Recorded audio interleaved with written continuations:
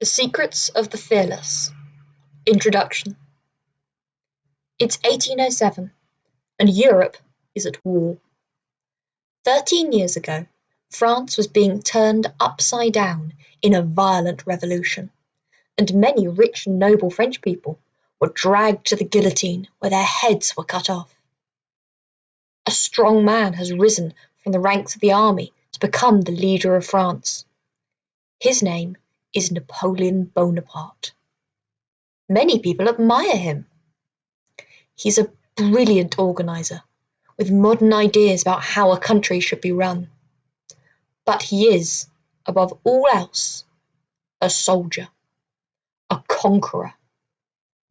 One by one, he has invaded the countries around him. Italy, the German states, Austria, the Netherlands, Spain, Poland. They have all fallen into the power of France.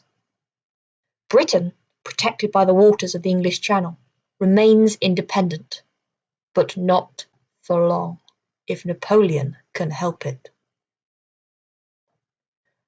While his armies march on land, sweeping resistance aside, the picture at sea is very different. Britain's great admiral, Lord Nelson, has outsmarted the French navy at every turn. Great battles have been fought, which the British have won. The last huge conflict was 2 years ago, in 1805, at Trafalgar on the coast of Spain.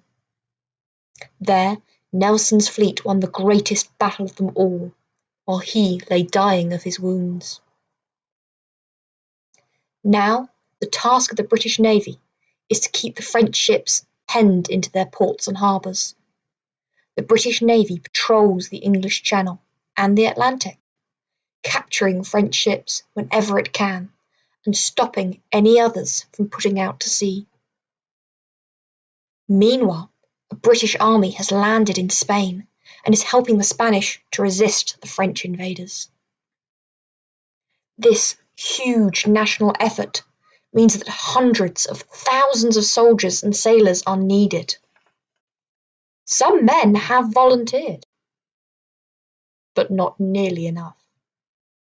To make up the numbers, press gangs scour the countryside, snatching men from their homes and workplaces and sending them off to man the ships.